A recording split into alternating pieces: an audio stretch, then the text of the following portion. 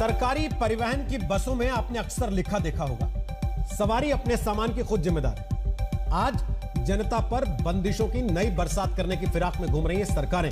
इशारों इशारों में वो जनता से यही कह रही कि कोरोना से खुद लड़ो, हमसे उम्मीद मत करो। नमस्कार, मैं हूं रोहित सरदाना और आज आपको उस सिस्टम के खिलाफ दस्तक देनी है जिसने जनता को महामारी से लड़ने के लिए अकेला तड़पते हुए छोड़ दिया। आज जनता खुद को बेसहारा महसूस कर रही है और सरकारें लॉकडाउन जैसी पाबंदियों के पीछे छुपकर अपनी नाकामियों को छुपाने में लगी। जब मैं आपको यह सब बता रहा हूं तो महाराष्ट्र में नई पाबंदियों के 2 घंटे पूरे हो चुके हैं। मिनी लॉकडाउन रात 8 बजे वहां शुरू हो चुका है। इसीलिए आज पहली दस्तक अस्पतालों की चौखट पर मौत की चीखें बांटने वाली अंधेरगर्दी पर होगी। दूसरी दस्तक ध्वस्त पड़ी व्यवस्था के खिलाफ जो कोरोना में आखिरी सांसें गिन रही। दस्तक में आपको सिस्टम की मौत से जुड़ी रिपोर्ट दिखाएं, उसके पहले आपको कोरोना की शक्ल में देश के ऊपर मंडरा रहे महाखतरे से रूबरू करवाना हम जरूरी समझते हैं, क्योंकि आज कोरोना ने कई राज्यों में रिकॉर्ड बना दिया है, रिकॉर्ड तोड़ दिया। दिल्ली में कोरोना ने अपने पिछले सारे रिकॉर्ड तोड़ दिए और पिछले 24 घंटे में कोरोना मरीजों का आंकड़ा 17,282 पहुंच गया। 24 घंटे में कोरोना से देश की राजधानी में 104 लोगों की मौत हो चुकी है। गुजरात में पहली बार कोरोना के केस 7,000 के पार चले गए। गुजरात में पिछले 24 घंटे में 7,410 नए केस मिले। 73 लोगों की मौत दर्ज की गई है। अहमदाबाद में सबसे ज्यादा 2,491 और सूरत में 1,424 नए कोरोना संक्रमित पाए गए। महाराष्ट्र में आज भी 58,952 कोरोना के नए केस आए हैं, जबकि राज्य में पिछले 24 घंटे में 278 लोगों ने कोरोना से अपनी जान गंवा दी है। मेडिकल साइंस कहता है कि बुखार, सांस लेने में तकलीफ, शरीर में दर्द जैसे लक्षण कोरोना के हैं, लेकिन हमारे यहां सिर्फ इंसानी नहीं बल्कि स्वास्थ्य व्यवस्था ही लापरवाहियों के वायरस से ग्रसित है। जिसको वक्त पर इलाज ना देने का बुखार है, जिसे मरीजों को बेड ना मुहैया करा पाने की तकलीफ है, जिसे डॉक्टर तक वक्त पर ना देने वाला दर्द है। ऐसी कोरोना ग्रस्त स्वास्थ्य व्यवस्था के पास आकर आम आदमी अस्पताल की चौखट पर दम तोड़ रहा है। यह कहानी एक राजधानी के सबसे बड़े सरकारी अस्पताल की है, जहां स्वास्थ्य मंत्री के सामने अपने पिता को खोने वाली बेटी की चीख से उठे सवाल आज दस्तक दे रहे हैं। मंत्री जी कह रहा है आदमी मर गया डॉक्टर के बिना। मंत्री जी यहाँ पे डॉक्टर चिल्लाते रह गए, डॉक्टर चिल्लाते रह गए, कोई डॉक्टर नहीं आया, कोई डॉक्टर नहीं आया। ये चीख नहीं, ये चित्कार है। कोई डॉक्टर नहीं आया।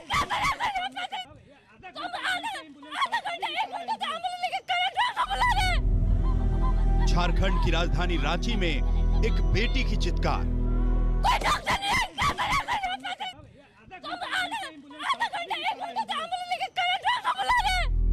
सामने स्ट्रेचर पर पिता पवन गुप्ता का वो निढाल हो चुका शरीर है जिसमें जिंदगी की आस लिए ये बेटी हजारीबाग से 100 किलोमीटर दूर राजधानी रांची के अस्पताल पहुंची। लेकिन यहाँ पर एम्बुलेंस में ही इंतजार करने को कहा गया तो घंटों बाद इलाज शुरू होना छोड़िए एक डॉक्टर तक नहीं आया। और ये गुस्सा तब फूटा जब इसी सदर अस्पताल में मंगलवार को झारखंड की हेमंत सोरेन सरकार के स्वास्थ्य मंत्री का पद संभालने वाले बन्ना गुप्ता पीपीई किट पहनकर अस्पताल के भीतर कोरोना से लड़ाई के सरकारी इंतजामों का दौरा कर रहे थे, जिन्हें सामने देखकर अपने पिता को इलाज के अभाव में खो देने वाली बेटी के सवालों ने पूरी सरकारी व्यवस्था की हकीकत बयान कर दी।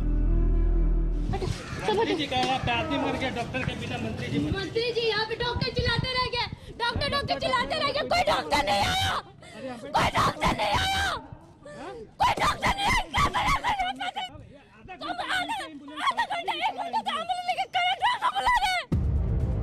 जिस झारखंड में एक दिन में 3,500 कोरोना के केस सामने आ रहे हों, जहां राजधानी रांची में ही 1000 से ज्यादा लोगों की जान कोरोना की चपेट में फंस रही हो, वहां राजधानी के अस्पताल में अगर घंटे भर तक डॉक्टर ना मिले तो अस्पताल की दहलीज पर दम तोड़ने वाले आम आदमी के घर वालों के सवालों का जवाब कौन सी सियासत और कौन सी सत्ता देगी? पापा को वापस कर पाएंगे, मैं पापा को वापस कर पाएंगे, वोट लेने के लिए से बात है। कोई नहीं यहाँ पर देखने के लिए।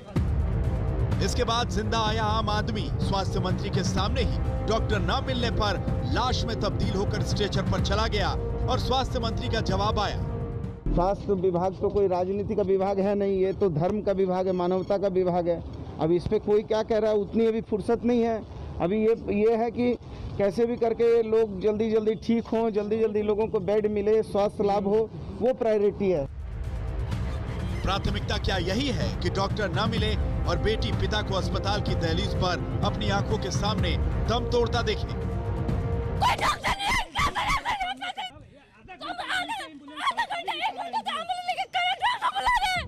दिल तक चीर देने वाली इस चित्कार के आगे स्वास्थ्य मंत्री चले गए, लेकिन आज तक ने पूछा जिम्मेदारी किसकी है, कौन लेगा इलाज के अभाव में होती मौतों की जवाबदेही।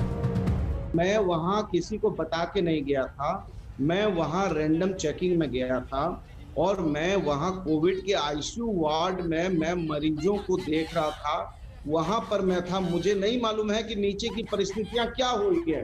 बाद में जब मैं वहाँ से उतरा हूँ तब मुझे ये पता चला है, उस बहन को दुखी देखा हूँ, उसको रोते हुए देखा हूँ। तो मैडम अब आप एक बात ये कह रही हैं कि मंत्री जाते हैं तो लोग सुधार देते हैं। अरे भाई मैं रैंडम चेकिंग में गया हूँ, किसी को मालूम ही नहीं था कि बन्ना गुप्ता आया है। मंत्री जी रैंडम चेकिंग करके आपने कोई एहसान नहीं किया, वही किया जो आपको करना चाहिए था, अभी नहीं बहुत पहले से। अब इस मौत का जिम्मेदार कौन है ये बताइए। इसमें आदेश हमने किया है कि तुरंत 48 घंटे के अंदर अंदर जांच करके मुझे ये स्पष्ट किया जाए कि आखिर किसकी कमी खामी थी और इसमें कहां पर कोई कमी रह गई थी और क्यों उसको अटेंड करने में टाइम लगा है। सत्यजीत कुमार, रांची, आज तक। और अगली खबर झारखंड से सटे बिहार से है, जहां आज कोरोना ने एक नया रिकॉर्ड बनाया। बिहार में कोरोना के 4,786 नए मामले मिले, जो अपने आप में एक रिकॉर्ड है। राजधानी पटना में कोरोना के 1,483 नए मरीज मिले। कोरोना बीमार कर रहा है, लेकिन मरीजों को कोरोना से ज्यादा वो हेल्थ सिस्टम मार रहा है, जिसका पूरा विकास ही कभी जिम्मेदारियों के साथ किसी सरकार ने किया नहीं। कोरोना सांस लेने में दिक्कत पैदा कर रहा है, लेकिन आम आदमी की सांस रोकने की जिम्मेदार वो व्यवस्था बन रही है जिसमें डॉक्टर स्वास्थ्य मंत्री का स्वागत करते दिख जाते हैं, लेकिन आम आदमी का इलाज करने को पर्याप्त नहीं होते। आज दो कहानियां दो राज्यों की, पहले देखिए और दस्तक दीजिए उस हेल्थ सिस्टम को सुधारने की, जहां अस्पतालों की चौखट आम आदमी की मौत की चश्मदीद बन रही है।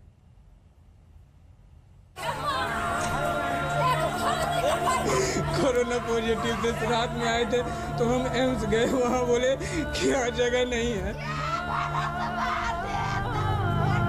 1.5 घंटा से बाहर धूप में ही खड़े रहे थी, तो पापा हमारे नहीं।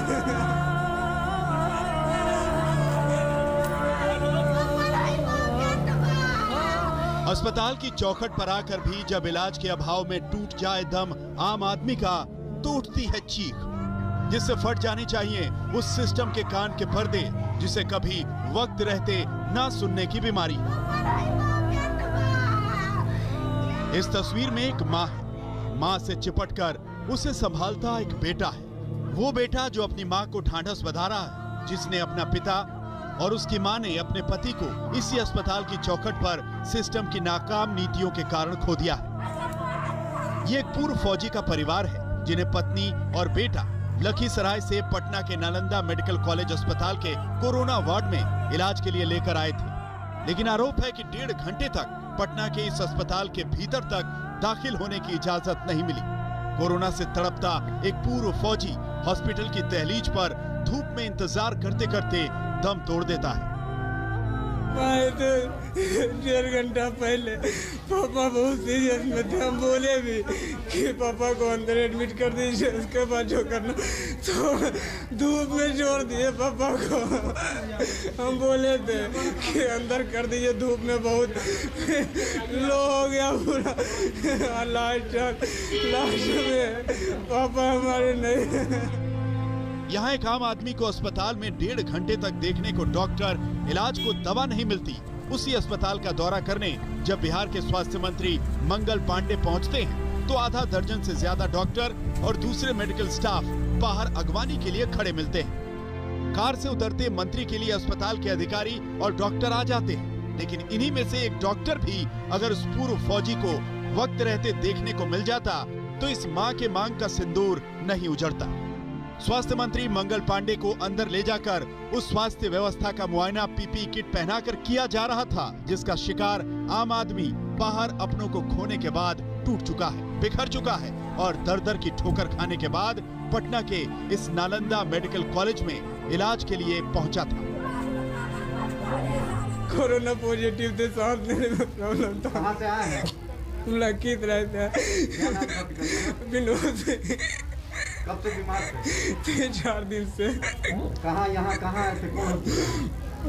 पहले हम गए, रात में आए थे तो हम एम्स गए, वहाँ बोले कि यहाँ जगह नहीं है, तो फिर वो बोले कि चले जाइए किसी प्राइवेट में, तो रात में हम प्राइवेट में गए, सुबह फिर देखे सुधार नहीं, तो फिर हम यहाँ आए तो यहाँ बोले कि यहाँ कौन सा हॉस्पिटल है, क्या नाम है? NMCH। तो बोले कि ठीक है हम इनको अंदर कर, तो 1.5 घंटा से बाहर धूप में ही खड़े रहे थी, तो हम बोलते रहे अंदर कर दीजिए, अंदर कर दीजिए, अंदर नहीं किए। मतलब समझिए इसका, एक बेटा अपने बीमार पिता को लेकर पहले पटना एम्स गया, एम्स में कहा गया प्राइवेट में जाकर इलाज कराओ, प्राइवेट अस्पताल में गरीब कहां से इलाज कराता, लौटकर बेटा पिता को NMCH लेकर इलाज कराने आया। NMCH में 1.5 घंटे तक बेड नहीं मिला, न डॉक्टर मिले न दवा मिली, धूप में खड़े खड़े मरीज ने दम तोड़ दिया। और जब अंदर से इसी तरह मौत बांटती व्यवस्था का निरीक्षण करके लौटे सुशासन के स्वास्थ्य मंत्री मंगल पांडे से मंगलवार को आज तक ने पूछा कि क्यों कोई देखने वाला नहीं है, क्यों बाहर ही मरीज इंतजार में इलाज के बगैर मर रहा है, तो जवाब सुनिए। आर्मी के आदमी 1.5 घंटा से यहाँ एम्बुलेंस से पड़े, तो उसके बाद उनकी मौत हो गई, कोई देखने तक नहीं गया, मरने के बाद इलाज कराने के लिए उनको कोई देखा नहीं। देखिए, मैंने कहा कि हर बेहतर स्वास्थ्य सुविधा देने का कोशिश और प्रयास हो रहा है।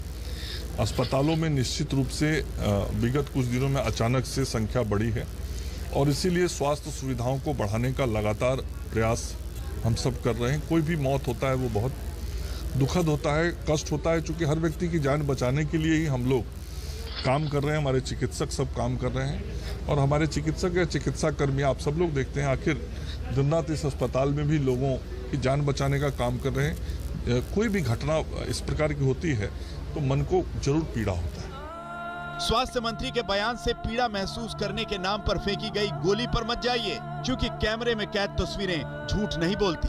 देखिए पीड़ा महसूस करते स्वास्थ्य मंत्री को और अस्पताल की चौखट पर ही इलाज के अभाव में दम तोड़ चुके पूर्व फौजी के रोते परिवार को। देखिए इस दूरी को, चंद कदम दूर रोते परिवार को, जो स्वास्थ्य मंत्री सांत्वना के 2 बोल नहीं बोल सके, वहां स्वास्थ्य व्यवस्था क्या होगी आप खुद सोच लीजिए।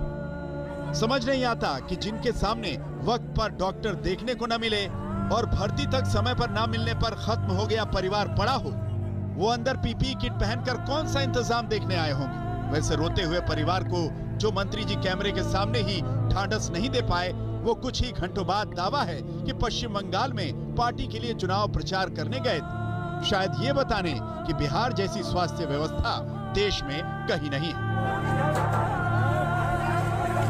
राजेश कुमार झा, पटना, आज तक। यह सिर्फ एक राज्य का हाल नहीं है, हालात हर जगह ऐसे ही हैं, लाचारी हर जगह इसी तरह की है। किसी अस्पताल में बेड है तो ऑक्सीजन नहीं, ऑक्सीजन है तो दवाएं और इंजेक्शन नहीं है। नौबत यह आ चुकी है कि अस्पताल मरीजों को भर्ती करने से पहले तीमारदारों से बाकायदा लिखवा रहे हैं कि अगर ऑक्सीजन की कमी से मरीज मर गया तो जिम्मेदारी उनकी नहीं होगी।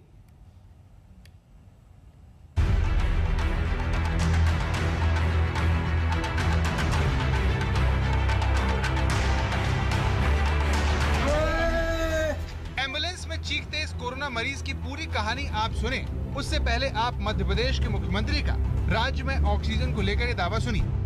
ऑक्सीजन की उपलब्धता, क्योंकि बेड्स तो मिल जाए लेकिन ऑक्सीजन चाहिए, उस पर हम निरंतर ध्यान दे रहे हैं। 8 अप्रैल को हमारे पास ऑक्सीजन की उपलब्धता 130 मीट्रिक टन थी। 9 अप्रैल को बढ़ के वो 180 मीट्रिक टन हुई। 12 अप्रैल को वो बढ़ के 267 मीट्रिक टन हुई। मैं दिल्ली लगातार संपर्क में हूं। तो मुख्यमंत्री साहब दिल्ली के संपर्क में कह रहे हैं कि सब ठीक है, लेकिन हकीकत आपके सामने है। रायसेन जिले में एक अस्पताल के बाहर मरीज चीख रहा है, लेकिन अस्पताल उसे भर्ती नहीं कर रहा क्योंकि वहां पर ऑक्सीजन नहीं है। नहीं कर रहा हमारे पास है। पहले इन लोगों ने बोला हॉस्पिटल वालों ने कि लेके आओ, अभी हम लेके आए। कहीं से लंबी रकम मिल रही होगी तो आप बदल रहे हैं कि हमारे पास भी ऑक्सीजन नहीं। सरकार कुछ भी कहे, लेकिन मध्य प्रदेश के अस्पतालों में ऑक्सीजन की कमी की बात किसी से छिपी नहीं है। अस्पताल के कर्मचारी ही ऑक्सीजन की किल्लत से मौत की बात स्वीकार कर रहे हैं। अभी इमीडिएट कोई भी सिलेंडर खत्म होता है तो हमारे पास व्यवस्था भी नहीं है। सर कितने सिलेंडरों की डिमांड? पर डे हमें 90 सिलेंडर चाहिए रहते हैं, आ 30 रहे हैं। सर 60 सिलेंडर रोज का। ऑक्सीजन की कमी से मौत भी हुई है अस्पताल में? जी बिल्कुल हुई है। कितनी मौतें हुई हैं कल से आज तक में? कल सुबह एक, दोपहर में 4-5 मौतें कल वहाँ हुई हैं और एक यहाँ हुई है। 6 मौतें हुए हैं 2 दिन में। तो पिछले 7 दिन में कहीं कोई गैस सिलेंडर हमारे यहाँ नहीं आया, ना डीलर आया। अपन जाते आते हैं, भर के लाते हैं, तब तक पेशेंट निपट जाता है।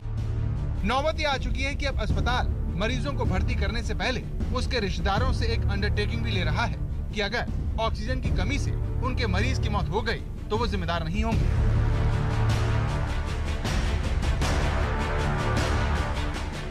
मध्य प्रदेश के इंदौर में भी हालात अलग नहीं है। यहाँ अस्पतालों ने तीमारदारों के कंधों पर ही ऑक्सीजन लाने की जिम्मेदारी लाती है। आज से 4 दिन पहले भी ऑक्सीजन खत्म हो गया था और आज फिर ऑक्सीजन की दिक्कत आ चुकी है यहाँ पे। कौन भर्ती है आपका? यहाँ पे बड़े पापा भर्ती है। क्या बोल रहे हैं हॉस्पिटल वाले? हॉस्पिटल वाले कि आपके पेशेंट की छुट्टी करा सकते हो आप। उस समय बोला था, अभी नहीं बोला। और मैंने सर से पूछा छुट्टी का कि तो बताइए। ऑक्सीजन की आपकी अपनी व्यवस्था कर लीजिए। हमको पहले भी बताया गया है कि अभी 2 घंटे के लिए है, फिर इसके बाद आप मतलब देखिए क्या करते हैं। सब उसी के लिए परेशान है। ऑक्सीजन मिल जाएगा तो सब अच्छा रहेगा।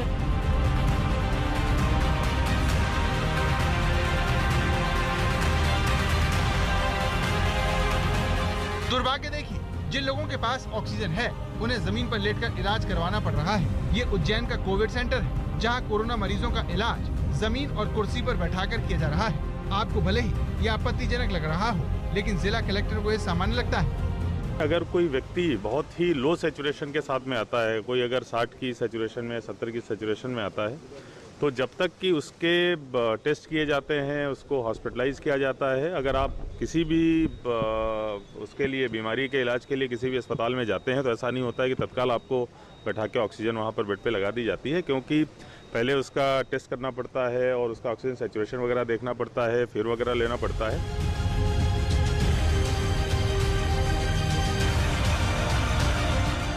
जनता की परेशानी किसी एक राज्य तक सीमित नहीं है। महाराष्ट्र में भी हालात अलग नहीं है। चंद्रपुर में पिछले 2 दिनों से एक बेटा कोरोना पीड़ित अपने पिता को एम्बुलेंस में लिटाकर अस्पतालों के चक्कर लगा रहा है, लेकिन अस्पतालों की दीवार पर सिस्टम बेशर्मी से ऑक्सीजन बेड उपलब्ध नहीं है का पर्चा चिपका दिया है। तो यहाँ पे आके खड़ा हूँ, लेकिन अभी तक कुछ बेड नहीं हुआ और ये गाड़ी में का ऑक्सीजन भी खत्म हो रहा है। अगर नहीं यहाँ पे बेड अवेलेबल कर सकते तो कम से कम इंजेक्शन देके मार तो भी डालो।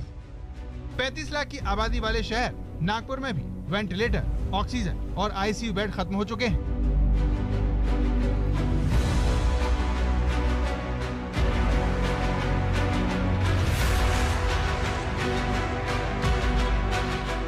कोरोना ने सरकारी सिस्टम की पोल खोल कर रख दी है। हालात बता रहे हैं कि जनता सिस्टम से उम्मीद ना ही करे तो बेहतर होगा।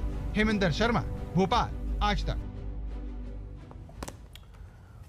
उत्तर प्रदेश के मुख्यमंत्री योगी आदित्यनाथ आज कोरोना पॉजिटिव हो गए। पूर्व मुख्यमंत्री अखिलेश यादव को भी कोरोना हो गया। आज उत्तर प्रदेश में कोरोना के आंकड़े पिछले सारे रिकॉर्ड तोड़ते हुए 20,000 के पार चले गए। इस सब के बावजूद आज लखनऊ में लापरवाही की ऐसी तस्वीर सामने आई जिसमें कोरोना के खिलाफ लचर सरकारी इंतजाम की पोल खोल दी है।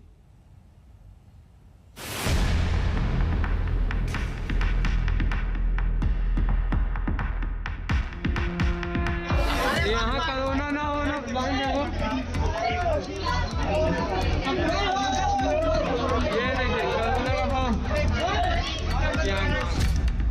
टेस्टिंग को सरकार कोरोना से लड़ने का अचूक हथियार मानती है। लेकिन कोरोना के खिलाफ जंग में इस हथियार से लैस होना उत्तर प्रदेश में समंदर से मोती ढूंढ लाने के बराबर है। लखनऊ के सिविल अस्पताल में जैसे ही कोरोना के टेस्ट का पर्चा बटा तो भगदड़ मच गई। कौन जाने दूसरों के लिए कोरोना टेस्ट करवाने पहुंचे बहुत सारे स्वस्थ लोग इस तरह कोरोना घर साथ ले गए हों, लेकिन इसकी फिक्र किसको है? यहाँ कोरोना ना होना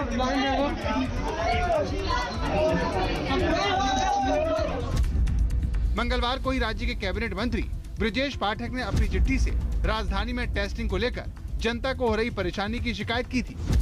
इन तस्वीरों ने आज उसकी पुष्टि कर दी और बता दिया कि कोरोना से लड़ने के लिए जो सोच चाहिए वो राजधानी के अस्पतालों तक में नहीं है।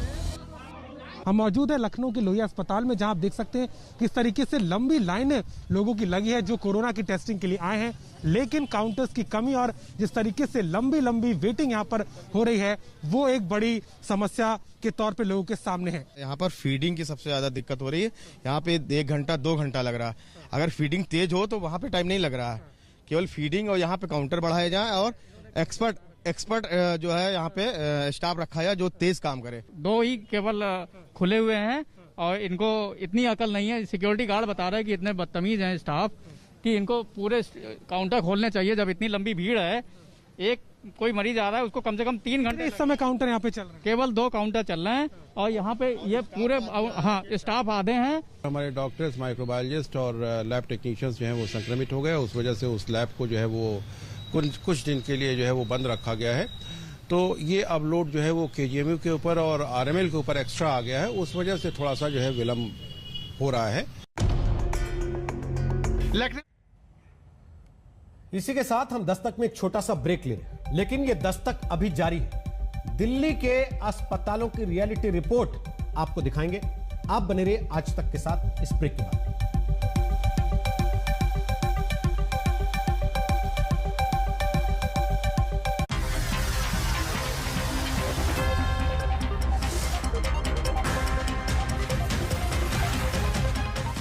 नमस्कार, मैं हूं अंजना ओम कश्यप। हमें उम्मीद है ये वीडियो आपको पसंद आया होगा।